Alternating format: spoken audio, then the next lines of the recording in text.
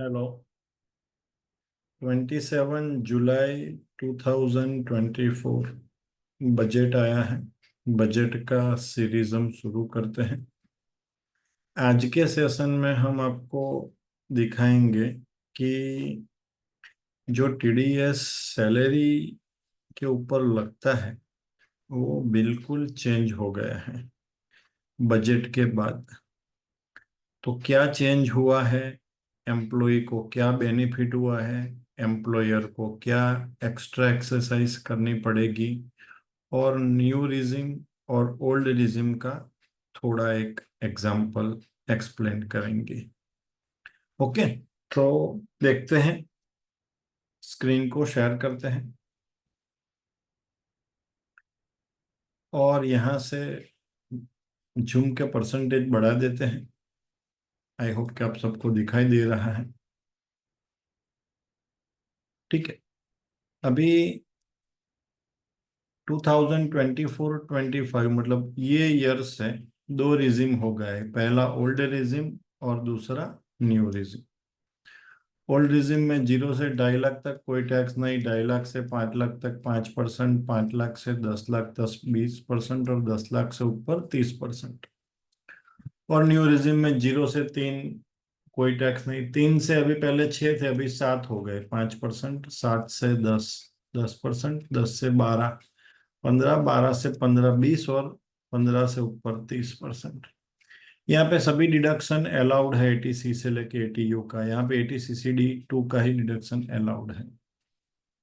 ठीक है, नया बजट में चेंज क्या आया है? तो बजट में यह चेंज आया है कि अगर कोई एम्प्लॉय है, वो फॉरेन में पैसा रेमिटेंस कर रहा है और उसका टीसीएस कटता है, या कोई कार परचेस करता है 10 लाख से ऊपर की, तभी भी उसका टीसीएस कलेक्ट करते हैं वो लोग।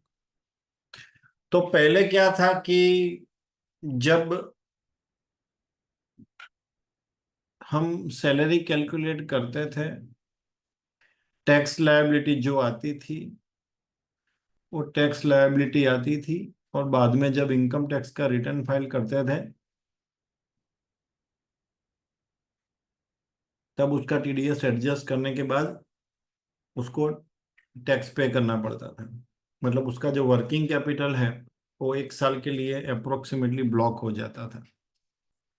तो ओल्ड रिजिम में क्या है और न्यू रिजिम में, मतलब बिफोर बजट क्या ट्रीटमेंट करते थे एम्प्लॉयर, और आफ्टर बजट क्या ट्रीटमेंट करते हैं एम्प्लॉयर। तो बिफोर बजट 1,20,000, सपोज हम टैक्स लायबिलिटी कैलकुलेट कर दे। ठीक है, तो मंथली मतलब 10,000 हम टीडीएस काटेंगे उसका। ठीक है, अभी क्या हो गया, मान लो मतलब 1,20,000 टैक्स लायबिलिटी है और वो बंदे ने कार परचेस किया है।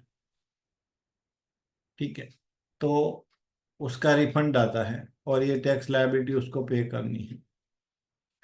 ठीक है, तो ये जो था, ये उसको यहाँ पे ज्यादा पे करना था, और ये मतलब 1 साल के बाद रिफंड मिलता था। अभी बजट के बाद क्या हो गया कि जो टैक्स लायबिलिटी है उसमें से जो भी टीसीएस कटता है वो एडजस्ट कर देते हैं, एम्प्लॉई को बोलते हैं। ठीक है, तो एम्प्लॉय जो बोलते हैं टीसीएस, वो लेस करने के बाद जो टैक्स आता है वो टैक्स लायबिलिटी कैलकुलेट करते हैं। तो क्या होता है कि फ्यूचर में रिफंड का कोई दिक्कत नहीं और उसका वर्किंग कैपिटल बढ़ जाए। तो फ्रेंड्स, ये बजट का हमारा पहला चेंज था।